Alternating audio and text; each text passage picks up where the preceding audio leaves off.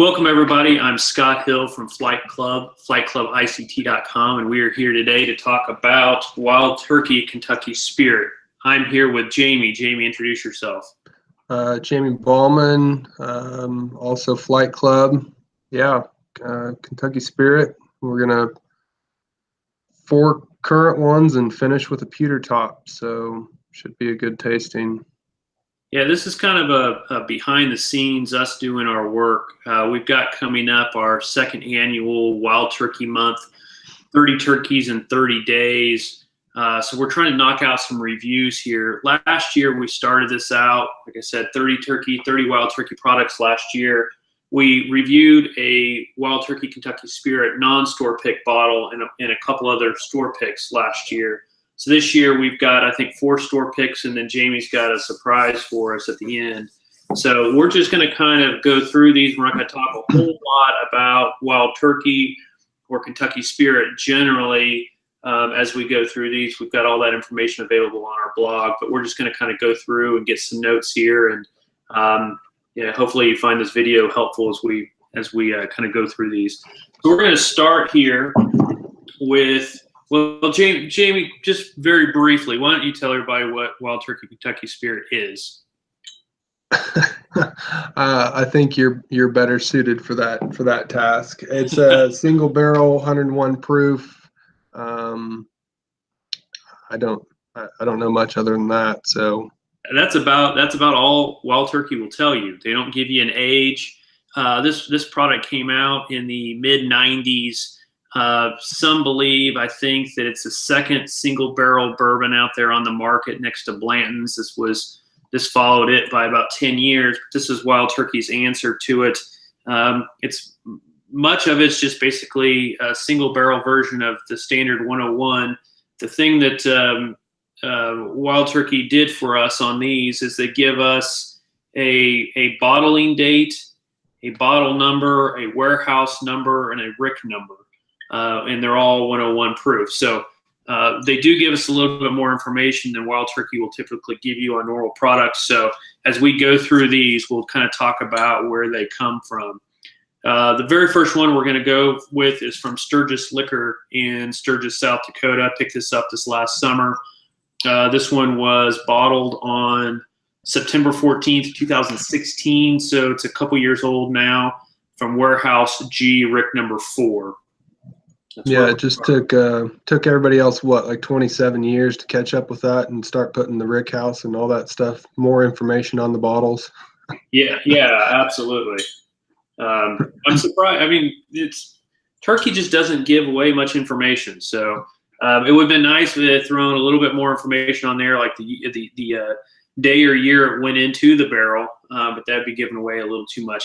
Everyone suspects that these are around 9 years old, where your standard 101 maybe in that 6 to 8 range. So you got a little bit more age, single barrel form, but still that 101 proof. All right, so Jamie, I've given you sample bottles, so Jamie has the same thing that I have here.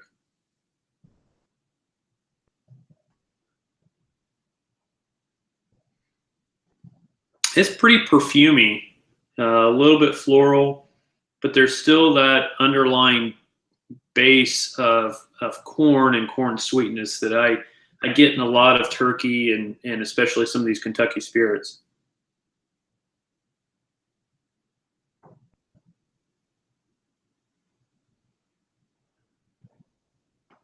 Some vanilla, some oak. A little bit of cinnamon on there. There is, but it's for, kind of a Wild Turkey 101 profile. It's somewhat muted, almost like a maybe cinnamon and brown sugar kind of combined. Not real hot to the nose.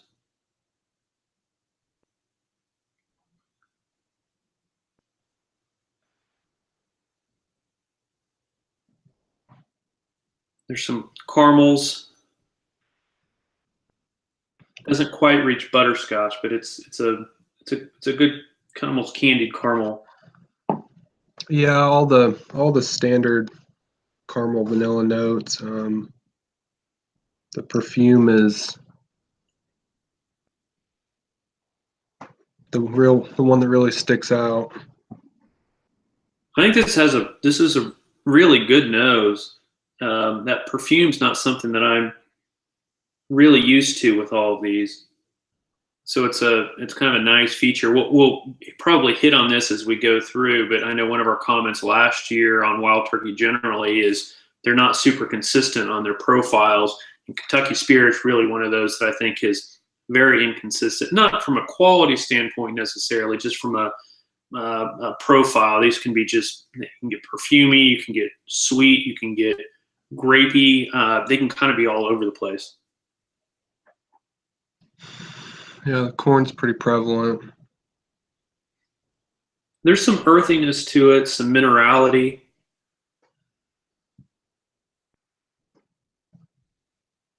Kind of get like almost like some limestone kind of notes. Not dusty, but just sort of that earthy, stony. Yeah, I don't get any of that dusty profile at all on it. No. This would be off the current still, correct? This would be 2016 minus 9 years. You're looking at about 2007. You should be you should be the latest barrel entry proof, but pre 2011, 2012 expansion. There's quite a bit of orange and tangerine, almost like kind of a candied, kind of like a candied dried tangerine.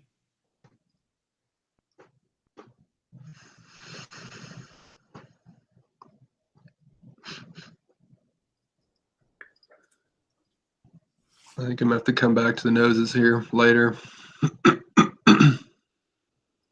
There's a little bit of ethanol on it. Let's go ahead and drink it and see what kind of notes we get there.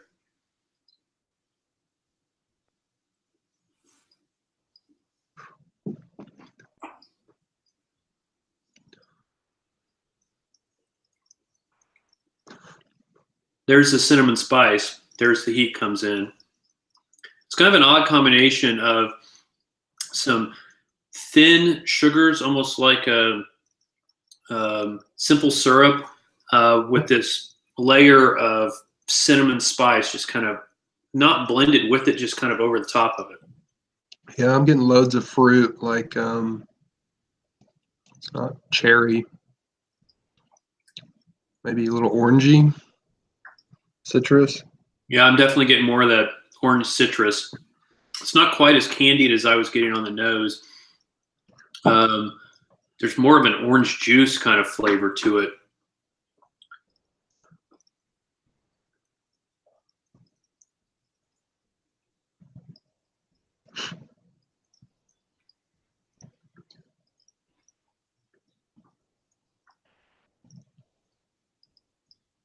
The orange kind of pops up at the end of it on the finish. Say orange or corn? The orange kind of pops up on the finish more than it does on the palate.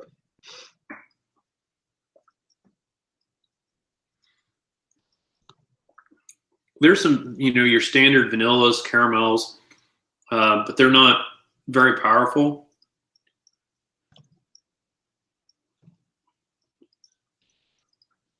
Maybe more brown sugar on the palate. Yeah, it's not very oily. It's not. The mouthfeel's not that great, and I pick up that really on that palate, kind of watery, and on the finish, it's not drying. There's not really any chocolates or tannins there. It just kind of leaves the tongue, leaves the mouth. Yeah, nothing harsh about it at all. It's really easy drinking. Other than the orange, there's no note that just really pops out other than your standard bourbon flavors with the vanilla and corn and caramel. I think largely that perfume, floral perfume you get on the nose is pretty well gone. If anything on the tail end of the palate, maybe I'm getting like a little bit of like jasmine, but otherwise there's not that floral herbal perfumey just doesn't really come in from the nose. You want to rank them as we go along or come back to them? No, I think we need to. I think we need to give some scores. Otherwise, we'll get lost in the shuffle. Yeah, I just didn't know. I've still got enough in my glass that I didn't know if my palate would open up a little bit as we get going through them.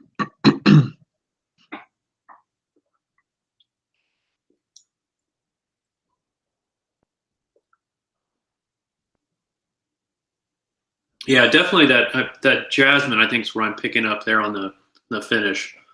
Um, And I was picking up something like that on the nose. I just couldn't quite pinpoint what to call it. It's kind of an off spice to smell. I'd say the weakest component of this entire pour is the mouthfeel. I'm just not very Yeah, impressed with how it feels. Some decent flavors there, but without any kind of oil or viscosity to it at all. It's kind of bland. better than average. Just not nothing to get you real excited about it. The nose is my favorite part of this. It's for me on our scale probably a 3.5. Nothing that I'm going to get too excited about it, but like you said, it's maybe better than average, or I'm a little bit more than satisfied with the nose. Yeah, I mean, it's better than a bottle of just typical 101. Well, I say that I had some good 101 tonight, so yeah, I'd be right there with 3.5.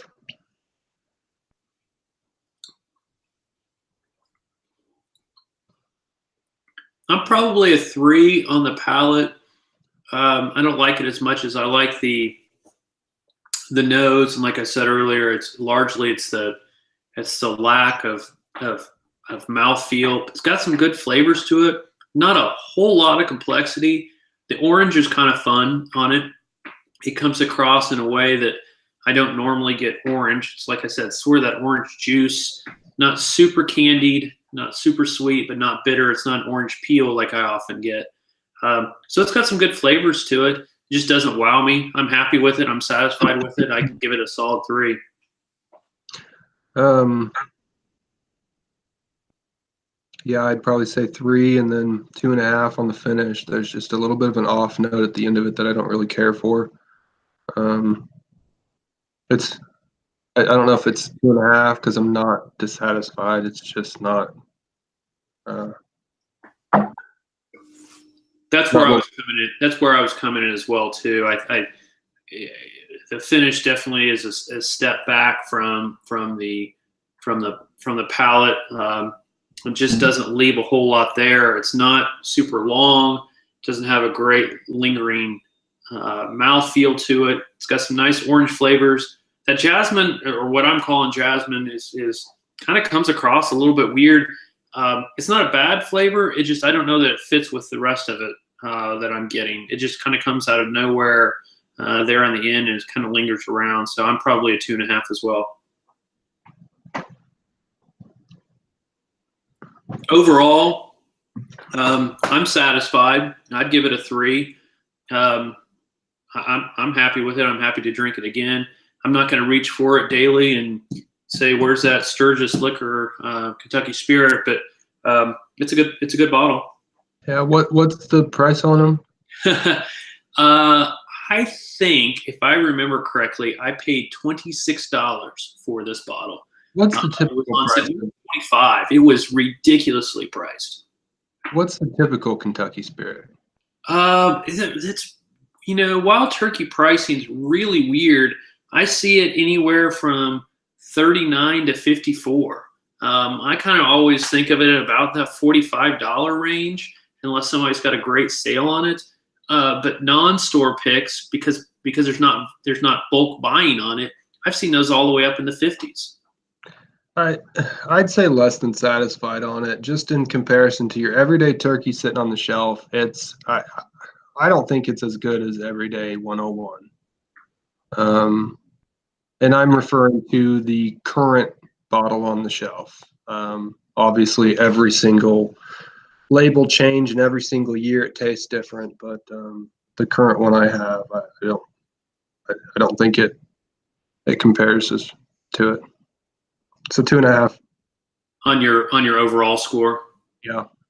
Yeah, I see where you're coming from. I don't disagree with that at all. There's some punch that's in a standard 101 that's lacking here. There's a kind of a traditional wild turkey profile that comes across more in the 101 than comes across here. And I like that sort of brash turkey approach to their standard whiskey. This doesn't have that. This is a little bit softer. For me, I think there's a little bit more complexity in this than there might be on a standard 101.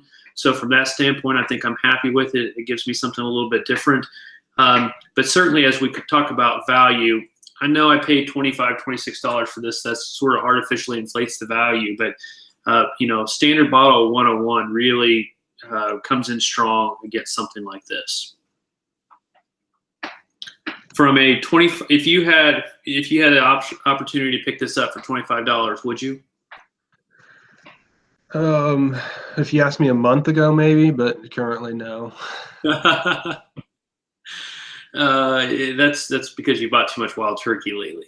I mean, I think it's for Kentucky Spirit. I think it was a great price. No-brainer. What's that? $25. It's a no-brainer. Yeah.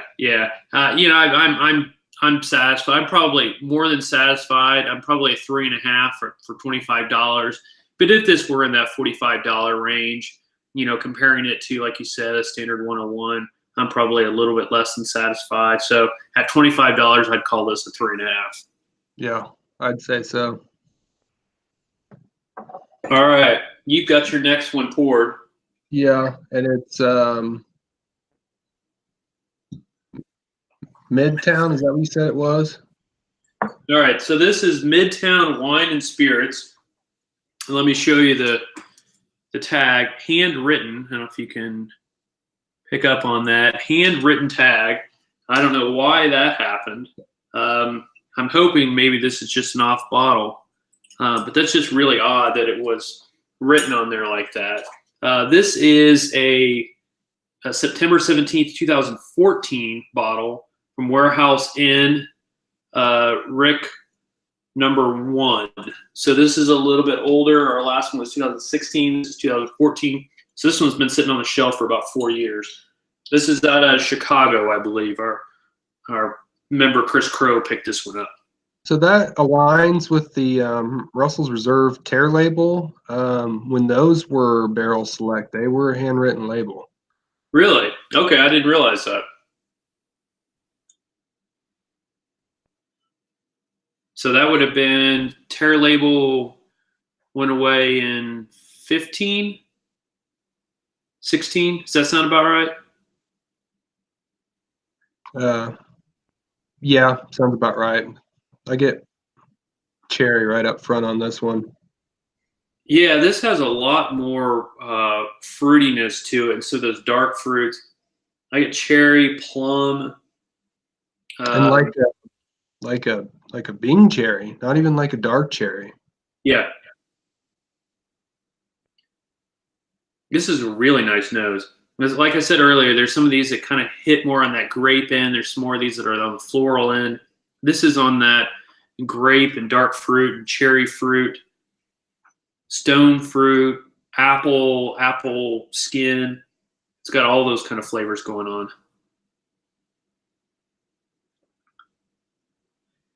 There's some like burnt sugar, caramelized sugar in the background that's really nice. Yeah, just really nice fruit, and I don't really catch much oak at all on this. Nor do I get a whole lot of cinnamon. There's a little bit of baking spice there, but the cinnamon's pretty mellow.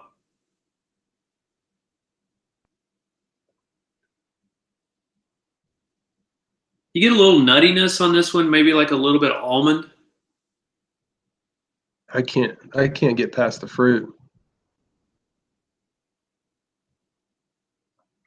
But mine's opened up a little bit since, I mean, not much, but This reminds me of like a, you have like a, like an almond chicken salad where you get some almonds, you get some of those, you get some fruit on there as well. It's kind of that combination of flavors for me.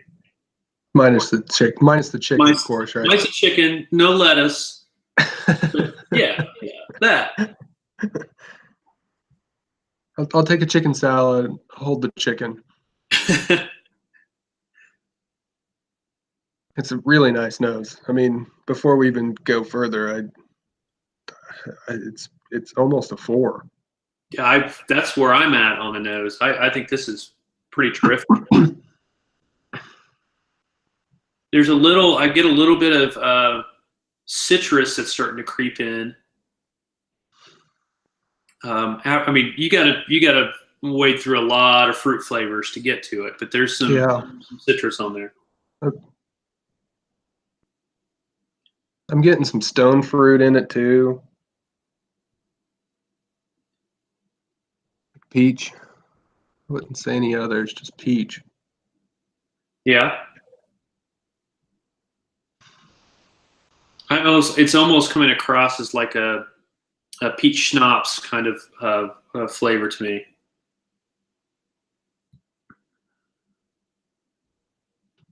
There's a little background funk to this. I don't have any alcohol burn on this. I don't know about you. No. No, I think the first one had a lot more. It was pretty mild, but it had a lot more like acetone on the nose than this one does. But I think that kind of that funk, that earth is maybe like a little bit of potting soil there in the background.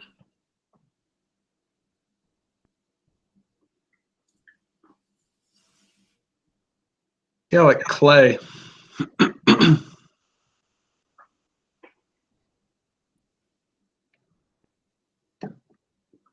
Which that earthiness, that clay, that potting soil is the first thing that I get on the palate. That and young corn, like real bright corn. It's coming across to me like a little bit like grilled corn. There's a little bit. I'm getting a little bit of barrel char. I'm getting that earthiness. Maybe even a little bit of that kind of corn husk. It's not almost what I was bit, expecting from the nose. It's almost a little sour on the finish. Maybe what you're describing as corn husk.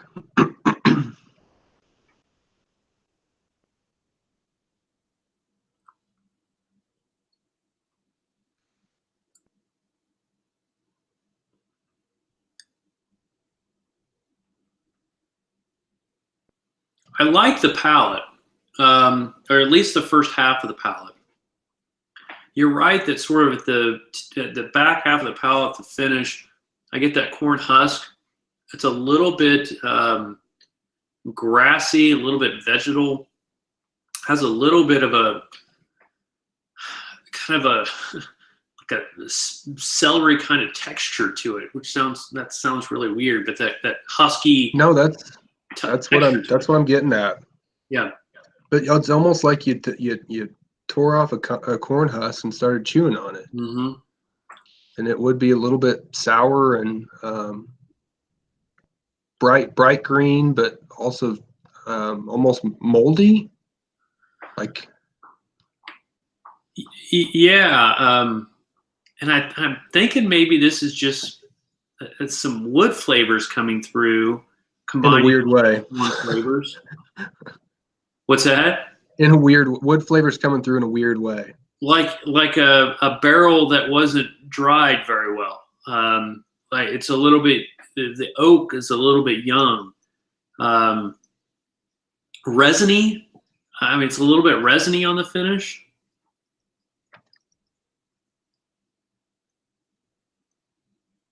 And to anybody that happens to watch this doesn't mean that it tastes bad.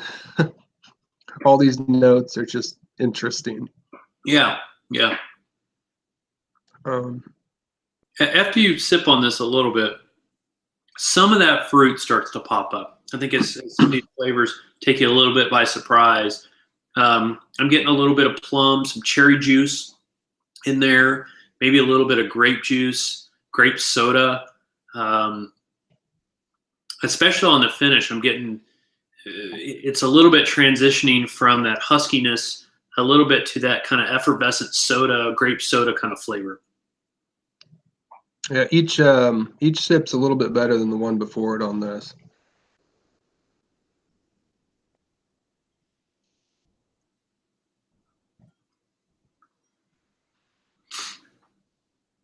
I really just that cherry is really coming through on the nose right now. And it comes through more and more on the palate. I'm starting to get a little bit of herbal flavor on the palate, kind of some higher rye, not quite mint, but it's starting to approach that mint flavor on the palate. It carries it a little bit over to the finish.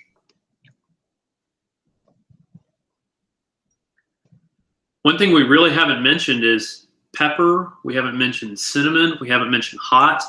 All of those are completely absent here, which are things that I typically associate with wild turkey.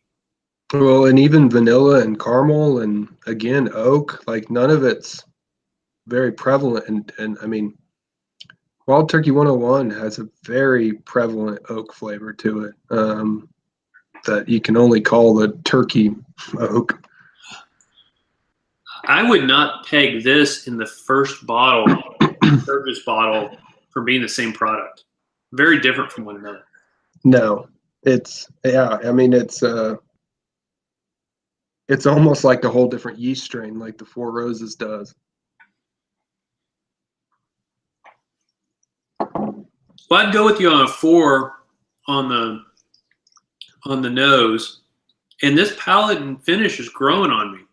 Yeah, me too. Ever since the first sip, it's really gotten better. I really want to pour the rest of the sample bottle you gave me in my glass. More Chris may get this bottle back with a little bit less in there. So this is an interesting pour. It's been a while since I've seen something develop in the glass quite like this has.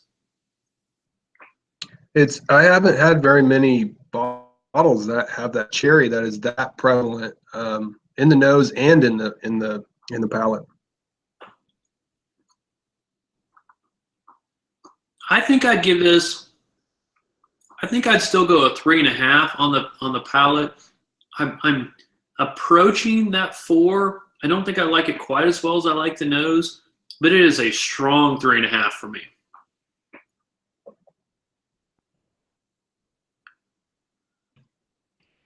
I think I'd be. I don't know. I almost feel like you got to call one of them 3.5 and one of them 4 between the palate and the finish because together they're really well. Or you call both of them a 3.5 and overall a 4. I'd say. That's where I'm coming down. A 4 on the nose, 3.5 on the palate, 3.5 on the finish, and overall 4.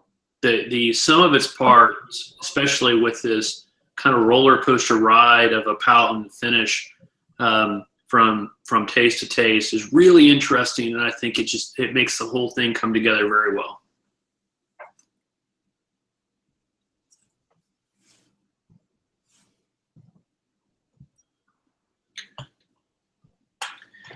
Is that where you end up on overalls of a 4? Yeah, it's a really nice pour. I like it when bourbons change throughout. It keeps you guessing, and there's more notes to pick out. It's really good. Yeah, I'd call it a 4. I don't know the exact price where this one came in. I think it was probably mid-40s if I remember talking to Chris correctly. Where would you put this on value at? Let's call it $45. I'd say 3.5. It's a good turkey barrel. Yeah, I'm more than satisfied with it. I think 3.5 is good. If I find somebody back up in Chicago near wherever this store is, I think it was Chicago, I wouldn't hesitate to pick one up. Oh, yes. All right, we're moving down the road. I think you're cutting out in your basement. I said you could just keep his. Maybe I'll have to edit that out because I actually will keep. I'll know what's going on. All right, so now we are Oklahoma bourbon lovers. Oh wow, that is so much different. This is bottled on November 24th, 2015. So almost 3 years ago. This is a warehouse tea. Rick number 2, Oklahoma bourbon lovers. It is way more, yeah. This is to me, I'm getting a little bit more of the traditional turkey on this. I'm getting a little bit of that oak. I'm getting a little bit of that cinnamon. Not completely traditional, but at least a little bit more of those traditional flavors. Yeah, a lot of vanilla.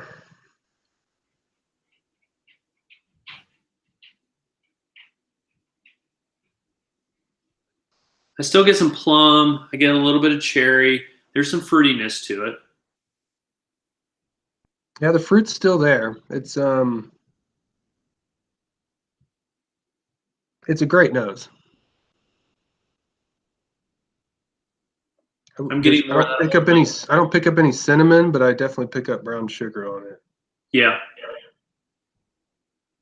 More of the, I get more of the maybe nutmeg than the cinnamon.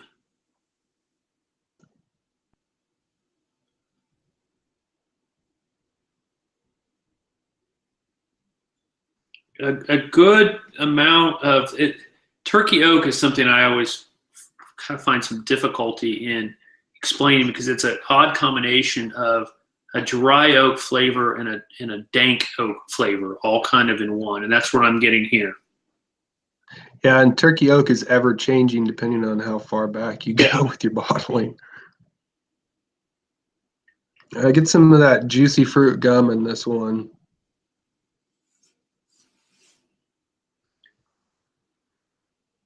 I might go cedar with that oak flavor. Some must. I get that juicy fruit that you're talking about. Yeah, the oak or the wood is almost like mahogany, which is a really hard one to describe. The only reason I know it is because working with wood, but I'm going to trust you on that one. If I said old law books, you would just say, okay. right. I mean, it's straight burgundy right now. It's rich mahogany and leather-bound books. Yeah, overall, it's what's funny is it's almost a better nose than the one before it, but it's not as exciting. It's different. Yeah. I think for my taste, I like this a little bit better. Oh man, yeah, that there's some leather on there as well. This one tastes a little bit older or smells a little bit older.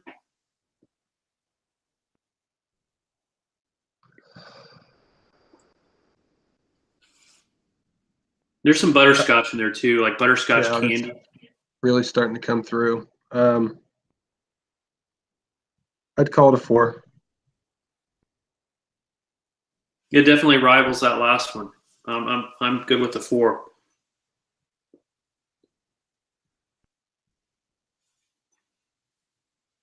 Hmm.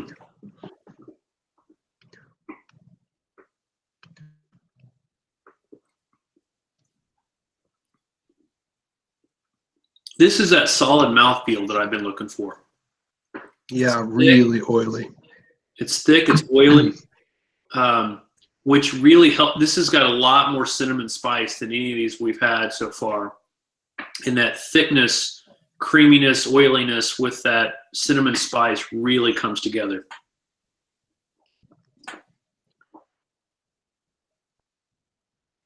This is one of those where you or I would pick this barrel, and a typical store owner would pick the one before. I agree. Cinnamon graham cracker, right, is really, really cinnamony. I don't know if that's how you say cinnamony. Mm-hmm. But it's that like kind of that graham cracker flavor. Animal cookie, not graham cracker. Animal cookie. No, I'm thinking like, have you remember No, cinnamon grams? I remember. No, that's why I'm getting cinnamon grams. I'm getting like the plain, huge 5-gallon bucket of animal cookies flavor. I love how whiskey can take us back to our childhood. Mm.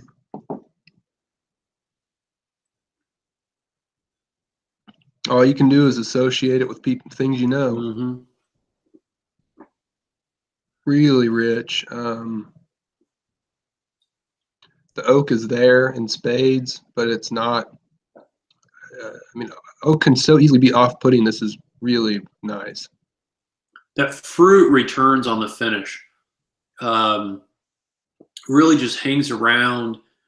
I'd call it more of that grape soda flavor that just coats your mouth, and it's some plum in there as well.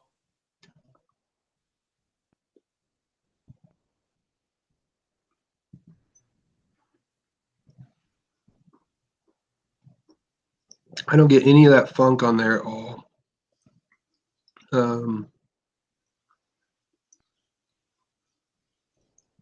don't know. On the finish, I'm getting a little bit of mushroom on the finish. Portobello.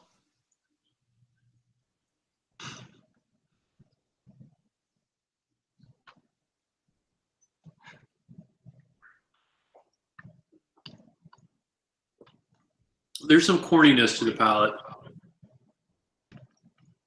I mean, the chew on this one is just incredible. It's a strong 4. I don't know where it ranks at, but I get a little bit of maybe white pepper on the finish. The way this one, I don't know the right word, kind of evaporates from your mouth is just very, very different from the last ones that we've had.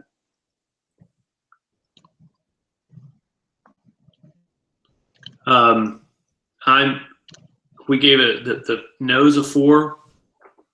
mm-hmm. I give the palate a 4.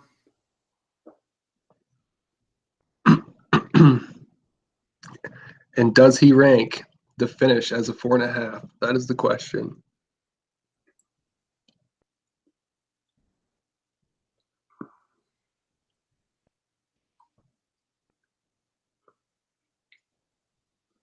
It's really good. I don't think it quite hangs around long enough for a 4.5.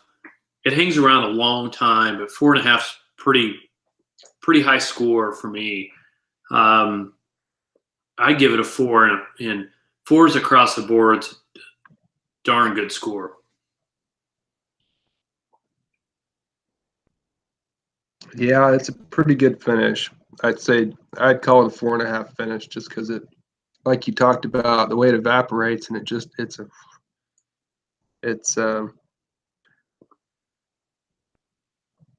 really good. Yeah. We're 3 in, 3 incredibly different bottles.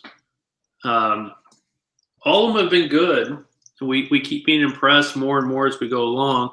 I know you've had pours that have been sitting out a little bit longer. I'm kind of pouring them as we go, and I don't think that seems to matter too much. No, if you have a second glass, I'd say you should probably pour out the pewter currently with its age that's on it. All right.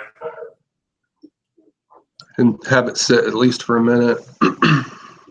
It tends to make a big difference with those older ones. Well, now you've spoiled the surprise. Now everyone knows we've got pewter. I said it in my very first opening sentence, but I don't think you caught it. All right, pewter is poured. All right, so we are. What's our value on that one? What's that? We didn't say value on that one. This was, I think I picked this one up down in Oklahoma for $40. I think we're fours all the way across, aren't we? Yeah, I'm really happy with that. You know, if that were a Russell's pick at 110 proof at $40, that impressed me that much, I might go a little bit higher. With 101, I'm probably sitting right there as a 4 as a value. It creeps up to 4.5 for me, or creeps up on 4.5, but probably I'd probably stick with a 4. Yeah, if you're talking straight value that's a really good bottle. So for 4, yeah, it's close to 4.5. 4.5 is pretty strong for Flight Club, I think. So. All right, we are now moving on to the wine and cheese place. Do you have it too? Place bottle that's not open. I'm That's using funny. Jamie's sample. Oh, right. Yours is the same barrel, yeah, 17-468. Yep, that's the same one. And it is, I'm saving this one. November 30th, 2017. It's my birthday. This is my birthday bottle. This is Warehouse D, Rick number 4. Did you even know that before this moment? Did not know that before this very moment. That's great. But we will not be releasing this review on my birthday because we have something even better to release on my birthday this year. So, no, Yeah. Don't ruin any more surprises or I'm cutting this video off. Cheers to that. Hey, I'm writing the post. I choose what we post on my birthday. How about that? A fourth barrel that's just way different. This, I can't even. Dust. I started nosing right this off the bat, just dust. Look at the bottle to see what it is I was tasting and see if I was tasting the right thing. This comes across more of a cognac type nose to me than anything else.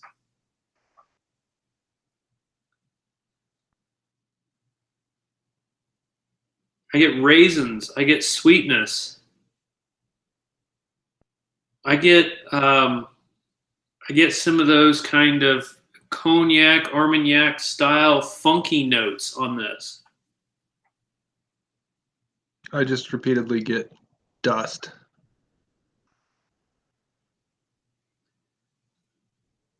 It's not musty. It's not, for what I'm smelling.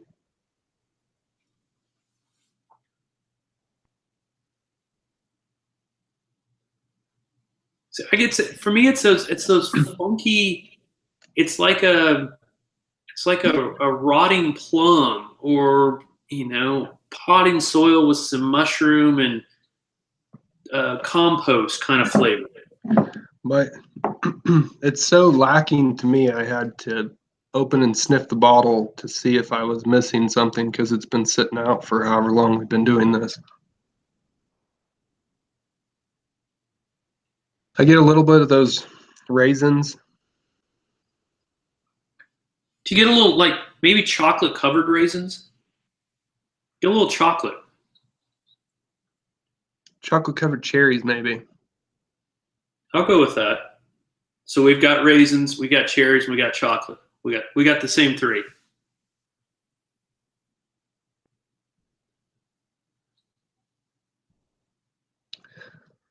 It's growing on me.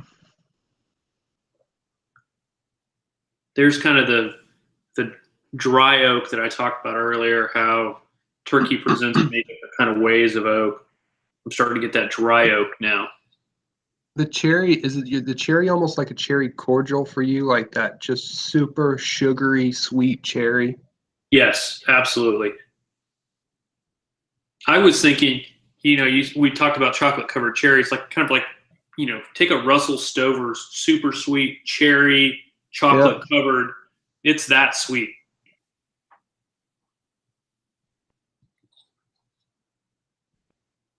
There's a little heat to this nose, but it's not like a cinnamon spice. It's not pepper.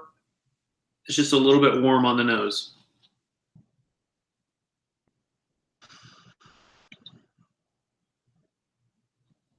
I'm at a 3.5.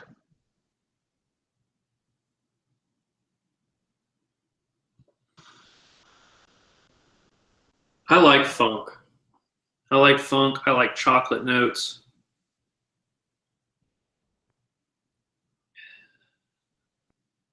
I think if this had a little bit more fruitiness to it, I'd probably get up to a 4, but I'm probably a 3.5 on this as well. It There's not a lot really, of vanilla to this. There's not a lot of caramels, butterscotches, brown sugars. no, it's just like Armagnac. It's got,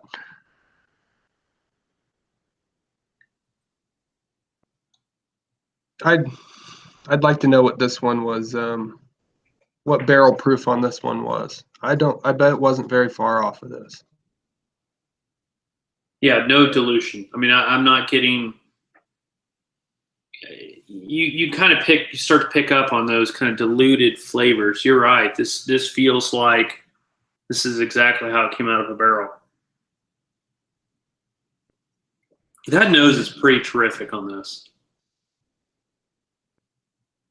Yeah, it just keeps giving you more. Every time it's something different.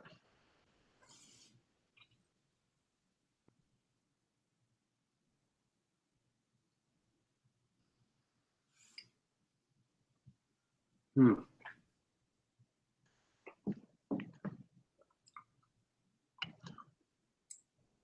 There's a difference between creamy and oily to me. This is creamy, creamy throughout, and then the spices start picking up about halfway through and really carry it through.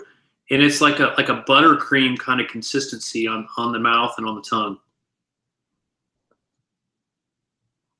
Yeah, I mean that's a perfect description. It's creamy. It does have a little oily to it, but it's uh, the spice is there, but I don't know if I'd call it cinnamon. It's not as sharp as cinnamon.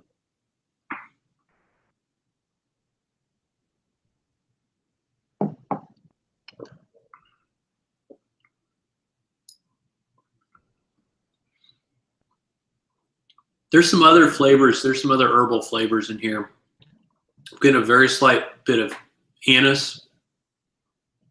I'm getting some allspice.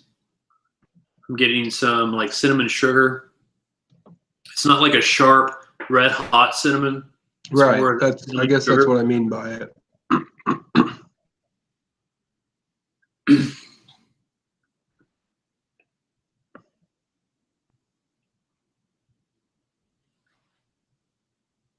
You know what this palate's really reminding me of is a cinnamon roll. That sweet icing. You get a little bit of that breadiness. The whole thing. You eat a cinnamon roll. It's good. It's cinnamon roll's creamy. I mean, I know it's not a liquid, but it's how it comes across. I really think this is close to barrel proof. I get a lot of Four Roses taste on this. That V yeast strain of Four Roses.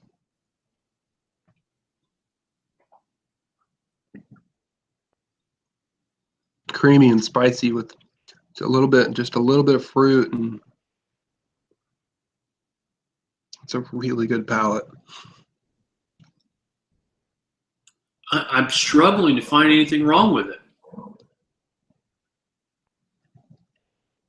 I get a little chocolate at the end.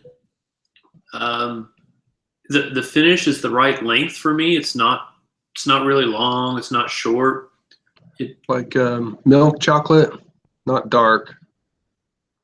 Yeah, talking not a dark drying chocolate at all. Milk chocolate, candy chocolate, that chocolate covered cherries we talked about earlier.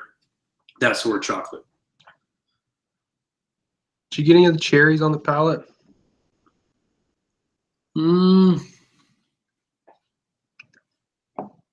There's some fruitiness there. I don't know that I'd pick it for cherries though. Apple,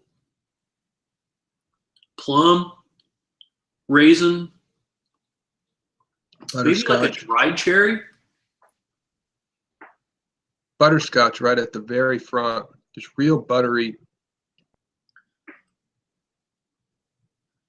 And I think that's part of what I'm getting on that cinnamon roll flavor. I mean, I think about a cinnamon roll as that butter and brown sugar, cinnamon, that icing, because there is a layer of sweetness to this palate.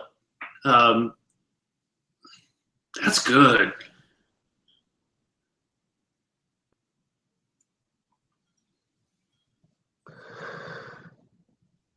Yeah, I can get some more of that icing on the nose now too.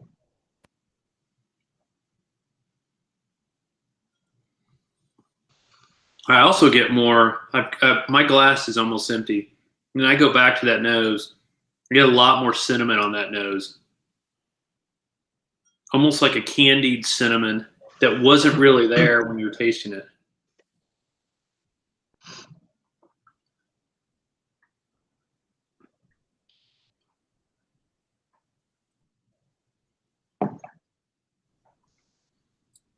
I don't know. I'd give this palette a 4.5.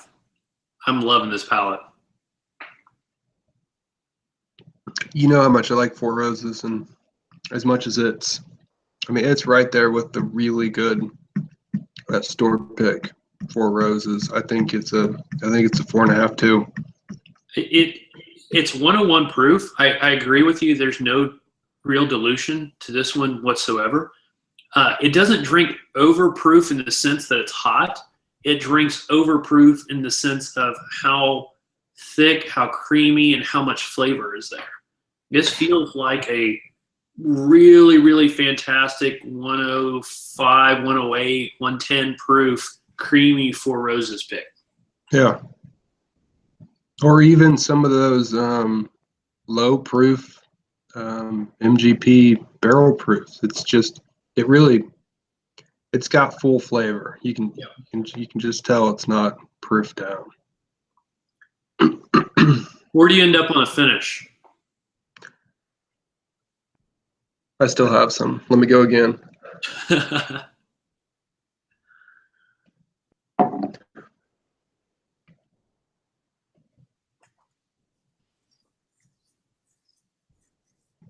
I'd call it a 4. It's good. Strong. It's long. There's nothing wrong with it at all, but it doesn't add to the already amazing flavor. I'll give you that. It doesn't bring a whole lot new. It fits right in. The palate's the strongest of all of it. It's a solid finish, but it has to live up to that palate. It doesn't quite live up to that, but it's a solid 4. Overall, does this one get you to a 4.5, or are you a 4?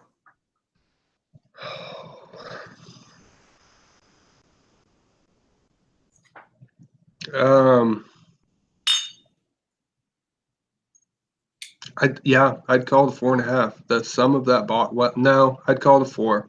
I feel like as good as the nose is, I kept wanting more, which I guess is a good thing because you just want to keep smelling it again and again and again. But I'd call it a 4. I think I'm there on a 4 as well, and it kind of highlights some of the internal limitations on our scoring system, which is a little bit by design.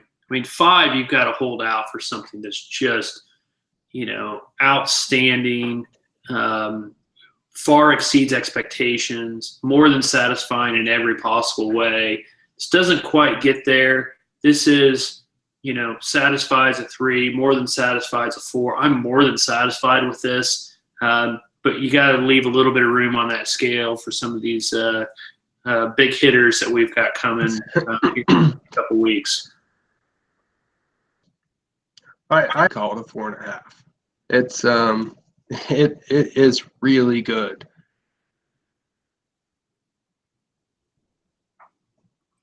I'm there. And we called 4.5.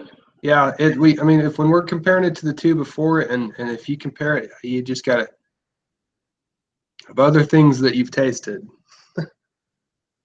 That's solid. Yeah.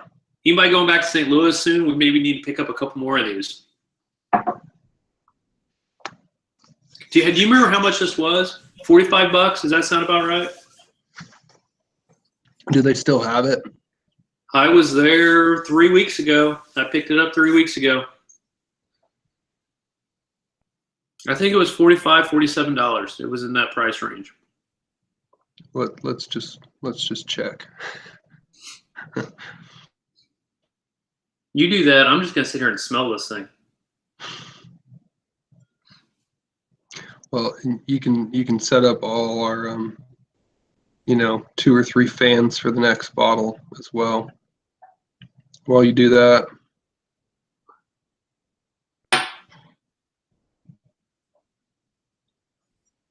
I will say I made the mistake of going ahead and smelling the pewter. Leave room in your scale. yeah, it's that's a different scale, isn't it? Probably. It feels like it should be. That's where I'm like, this is, I want to go 4.5 on this on overall. I'm teetering right between that 4.5, but I just know how many great things are still out there. We talk about value here when we get to price. As soon as you find it, I think that's really where you see where the value is. It's 48. Yeah, $48. I'm a 4 on value. I'd go buy this. I'd go buy this tomorrow if I can find another bottle. Yeah, I agree, 100%.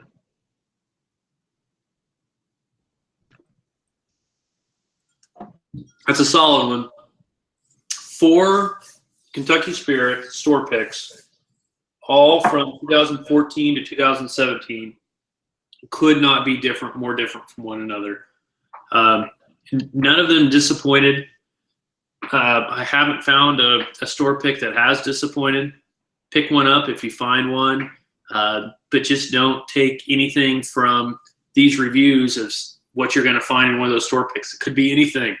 Yeah, don't think it's going to taste like butterscotch, because it might taste like roses. So maybe jasmine. Who knows? Maybe jasmine. All right. So the legendary pewter top. This is Rick 12, barrel number 11. Warehouse. What's that? Warehouse. Warehouse E 71195. 95 should be the first release of Kentucky Spirit. So, these are all single barrels, so it's not like this isn't batch one. There isn't really such thing. We've written about it a little bit last year. There's some bottles that have popped up that have a 94 bottle date. Wild Turkey themselves says Kentucky Spirit was released first in 1995. So either, maybe it was a distillery only release for a little while. Very likely it's just they started bottling and it didn't really hit the market until 95. So, you're within the first year of releases on these. So this is a pretty exceptional bottle to find kind of year one of Kentucky Spirit. And it is barrel number 11. I don't know if they started counting their barrels when they started this or not, but. So let me look. And just for all the turkey fans out there, the cork is intact. Unbelievable. So it does not look like the barrel numbers mean much unless they, do them by year. Who knows? Knob Creek numbers their barrels for their single barrel releases, and it's a meaningless number. These, it looks like, at least either it's on an annual basis. Who knows? Who knows what it is? Maybe we should put something out there and see if one of the Russells will give us some information.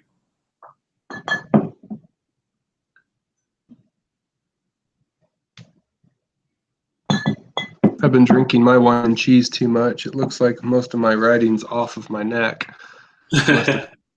Must have had turkey on the fingers. I'm just going to sit here and smell this because this is fantastic. Earthy, funky, butterscotch. This is old bourbon. I mean, this is quintessential old bourbon flavors.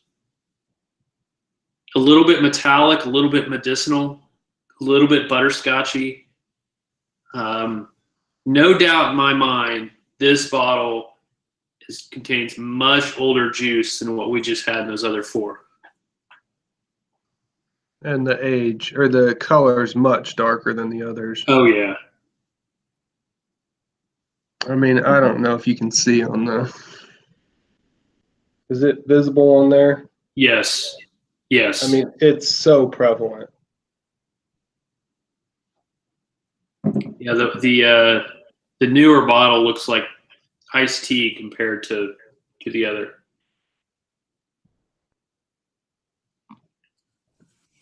A lot of fruit on this. It's those dark stone fruit, plum, apricot, cherry. Wet leaves. Yeah. Yeah. Take a rock laying in the forest under the trees and turn it over. That's what this smells like. Centipedes and worms. There's some baking spice on there. There's some cinnamon. You should put that in your notes. Centipedes and worms. I don't know what those smell like. There's just a lot going on with this. The last one we talked about some like kind of frosting, icing kind of flavors. There's a little bit of that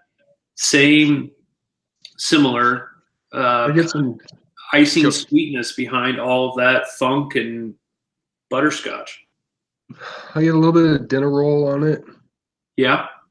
Butter, like a butter dinner roll.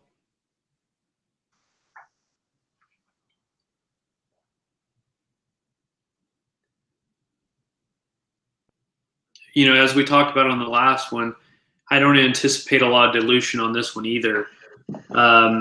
This would have been the barrel entry proof on this would have been what, 108? Does that sound right? Original? I don't know. I'll look that up and make sure I talk about that. But I think this was the original barrel entry proof, maybe 106, 108. I just don't feel like there's much dilution on this whatsoever.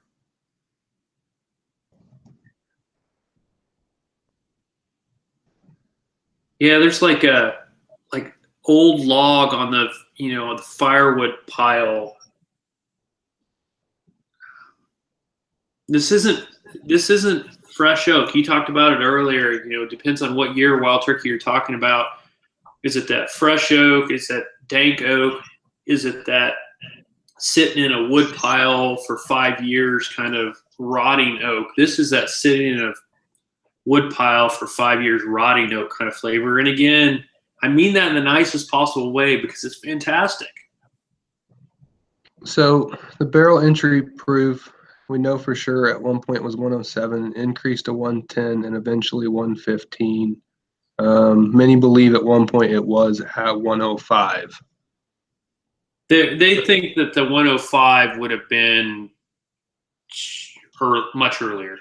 This should be in that probably 107 because the 105 is kind of unconfirmed, but the 107, I'm guessing this is the 107. And much of the reason that was increased is because a lot of these barrels weren't hitting 101 proof, which was what Wild Turkey's trying to hit on everything that they do. So that's why they increased it. Yeah, if you put it in at 107 and it comes down in proof, it doesn't allow you to make a 101 proof product. Yeah, but there's not much water added to this. I'm going in.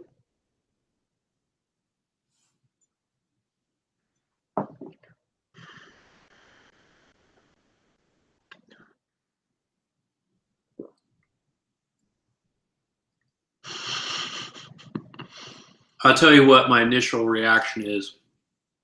The nose is absolutely fantastic. The palate's wonderful. The finish is absolutely fantastic. The nose and the finish is where this one is. I'm sitting here talking. I keep talking. I keep tasting it. The finish just carries on and on and on. This is one of those bottles that makes you want to call every single person you know in Japan, if you have anyone that you know over there, and try to find a bottle. It's fantastic. Some of them approach being too funky on the palate, almost off-putting. This one's fantastic. I get some like grape juice kind of flavors on the palate. Brown sugar, light butterscotch, cinnamon candy, almost a little bit of like Butterfinger kind of notes on the palate. I'd call the grapes probably more raisins, like fermented almost.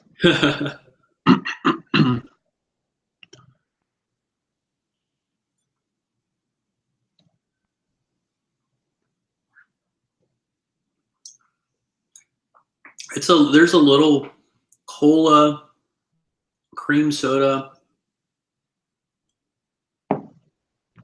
Oh, probably more in the kind of cream soda than cola.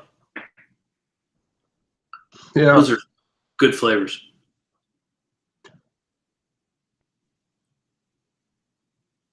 What are those candies that you get at Halloween? They're little white squares, and they're in a wrapper with like black stripes. They kind of taste like a Butterfinger. They have kind of white coating on the outside. Oh God, I don't know what those are called.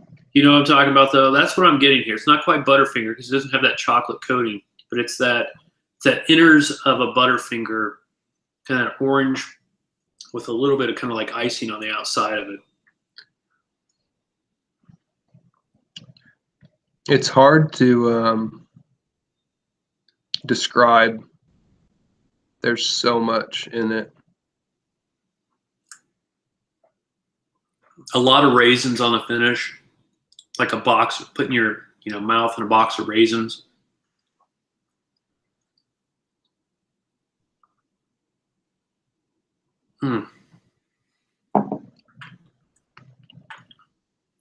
It's not very often you get that cream soda flavor on a bourbon. That's a unique one. God, there's nothing wrong with this one either. Some people I know don't like that medicinal or metallic flavors you get in some of these old bourbons. And there's more on the nose than there is on the palate and the finish on this, but it does have a little bit of that to it. That's just kind of a product of its generation, for me at least. What I pick up on, I like it. This tells me that this is something you can't get today. I don't get that flavor on anything you get today. And part of that with my recent of the older turkey stuff, this is way more in my what I want in older turkey than some of the others, because that the metallic flavor can be very, very overpowering. And the metallic flavor, the ones that have it and have a ton of it, you may rank them a 5, and not even like, we're talking cheesy Coke foil. You may rank it a 5, but it's not something that you want to grab very often. It's not something you're reaching for a pour of it. I could see myself grabbing a pour of this way too much at the point that for what it is, how special it is, but it's very easy to drink, and it's not like that's too much. No, it's a complementary flavor. It's not overpowering. It's more in the palate and the finish. It's more on the metallic end than the medicinal end. I think on the nose, it's more on the medicinal end, but it complements very well. You're right. This could be a bottle that you just want to reach for all the time, but won't, knowing how special it is.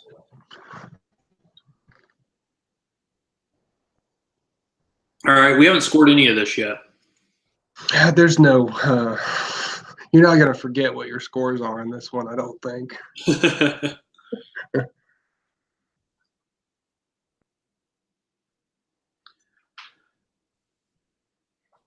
I'm going 5 on the nose. I love this nose. Yeah, it's pretty easy for me to call it that. I mean, there's not much that's going to compare to that as far as, I mean, we've nosed a shit ton of bourbons, and that's incredible. Excuse my language. Man, this was PG until you came in.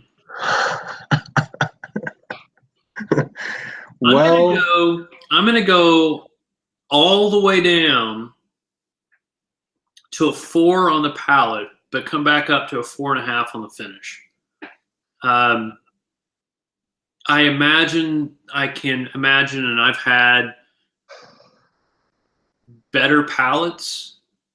We'll get to an overall score that's something different. The nose it's one of the best I've had. The palate, there's still some palates that could exceed this. It's a great palate. 4 is a really good score. I'm gonna give it a 4 on the palate. I'm gonna call it a 5, a 4.5, a 4.5. Yeah, we're real close. I mean, I think I only probably go down to a 4 just because if I'm ranking them, nose, finish, palate, but 4, 4.5, we're right there. Yeah, I mean, this palate, like I said, I could just have more and more and more of this. There's nothing that makes me, there's nothing off-putting at all. Very cream soda. You're right when you said that earlier. It's very much cream soda. A little bit of vanilla in the background. Not like an overly vanilla cream soda. Just a cream soda, maybe, like I said, some like grape soda kind of in there, but it's more of that raisin kind of flavor. But it's really, really good. And I think by default, when we talk pop, are we almost always talking about like Sam's Club pop? I think you have to. I think that's what it is. It's not a Coca-Cola. It's not a Welch's. It's Sam's Club. It's sure not A&W cream soda because that's way too sweet. Yeah, It's a Sam's Club cream soda. Yep. All right, overall score. 4.5. It's an easy call for me. I've had better, but there's not much. I don't think I can score an overall. I think I'm going to have another 2-ounce sample bottle sent over before I can get there. No, it's fantastic. You can drink it here. It's 4.5 all the way. That's a really solid single barrel Wild Turkey. That's exactly what you would hope for. We always talk about that Wild Turkey doesn't do single barrels at barrel proof very often. With something like this, I don't think I care. They probably put a little bit of water in it, but not enough that really makes me care. This is fantastic. This tastes like a barrel proof product. This isn't one of those where I say, if they just left that water out, this would be a 5. This is perfect. This is great for me. This is 4.5. I'm very happy with it. Thank you for sharing it.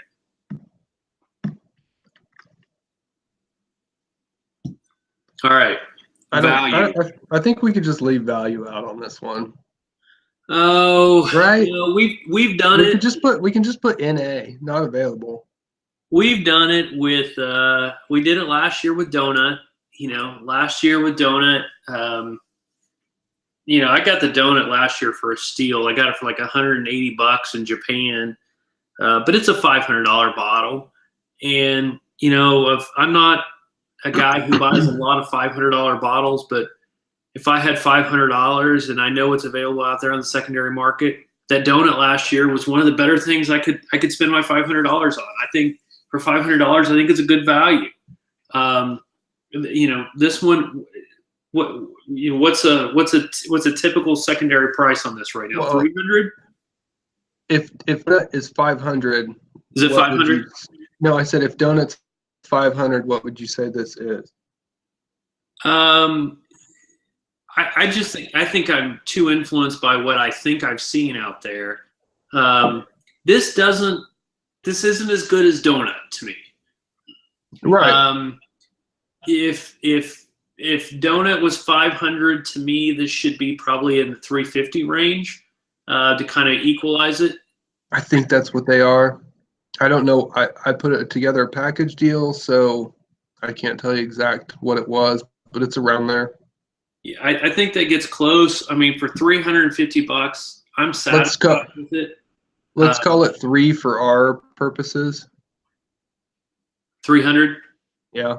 Yeah, I'm a 3.5 on this. Frankly, you get all this allocated stuff out today. If you can buy it at retail, that's one thing. But if you're out there, I'm not going to insert the name, but a 10-year-old RIP product that you want to spend 400 bucks on, save your money, And go buy out this. and spend 300 bucks and buy this bottle. I think you're going to be happier. Oh yeah, there's no doubt in my mind that you'll be happier with this. I think if you were to offer me a bottle of this or George T. Stagg, I'd probably pick this. And that's saying something because I enjoyed George T. Stagg, but this is incredible. It really is. It really is. If you're in that price range, explore Old Wild Turkey because there's some great ones out there. This is one of them. At the Colt 300 at $300, I'm a 3.5 on value.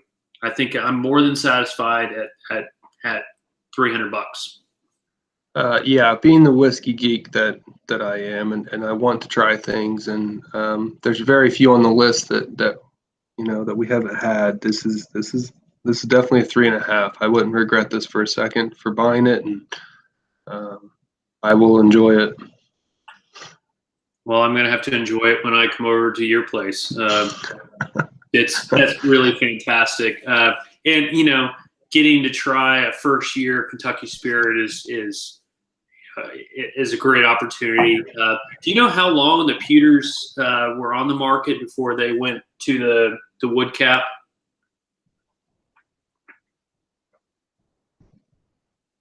No, I want to say it's 4 or 5 years. Is that right? That sounds about right. I don't quote me on that, but then I think most of the Kentucky Spirits went to like a dark wood cap topper. From my understanding is the dark woods are very good too. They're still early Kentucky Spirit. Anything you're going to get on these in the pewter or the dark wood, if you're looking in the 1990s, is going to produce a great bottle. I've not had anything from that era that I don't enjoy. As long as it's been in the right conditions. And I keep trying to dial in the turkey sweet spot for me, and I keep thinking that mine's going to be somewhere between 94 or 93 and 2000. But I don't. Some of those musty notes get to be a bit much for me. So it's a fun game to play, to find some old turkey and figure out where your sweet spot is with it, because it changed a lot over the years. I'm excited to see what else we have in store for Wild Turkey Month 2018. You mean you're excited to show everybody out there that I haven't got to try yet, and I know you've had a few of them. I'm excited. I'm excited to see how this one stacks up against some of these other ones that we've talked about. So, any parting shots you've got here on these Kentucky Spirits? Any thoughts? Yep. My only thoughts would be, if you want one of these really cool bottles, you should probably go out and get one, because they're changing their bottle design. We talked about it a little bit before we went live. They do look nice on the shelf. I think they've proved themselves to be very, very good tonight. And I went into this not drinking very many Kentucky Spirits up until this point. I have the wine and cheese place, and then the recent Pewter Top, which is tonight's the first time trying it. But I was under the impression that Russell's Reserve was far superior to these, and I don't know that holds true, but I guess maybe we'll find out during the rest of the 30 days of turkey. Yeah, I think so. Especially as you get on some of these older ones where they didn't dilute it very much. They really rank up there. From last year sampling, the ones I sampled last year and this year, they're all so incredibly different from one another. One of the ones that we tried last year that we liked the least was just a standard non-store pick bottle. But these are all single barrels, so don't let that discourage you. If you see one of these on the shelf and it's at a decent price, and I say that like $40-$45, take a chance. You may find with Wild Turkey something absolutely fantastic. If it's a store pick, I'd say definitely pick it up because it's probably going to be good. I can't tell you at all what it's going to taste like, but it's probably going to be good. Well, unless it's Sturgis or Wine and Cheese Place or Midtown or Oklahoma, right? We told you what those taste like. You can seek those out if you'd like. Yeah, and we got a couple last year too. We can tell you what those taste like, but assuming you're not in one of those regions, this is going to be it's a crapshoot out there. I can't promise you it's going to be good, but chances are it's going to be something that's pretty darn good. So, if you find a barrel number 11, you should get it. You should buy it. Well worth it. Well worth right. it. That's a great bottle. That was a great bottle. All right. Anything else? We're gonna sign off. We've gone long enough here. Nope, I got nothing for you. All right. Make sure you check out our full reviews. Go to flightclubict.com. Check under reviews. We've got a whole page dedicated to Wild Turkey. We are, after the month of November 2018, we will have 65 to 70 different Wild Turkey reviews out there. So we've got a lot. Hopefully you can find what it is you're trying out there. But try the Kentucky Spirit. I think it's well worth it. So we're going to sign off. Thank you.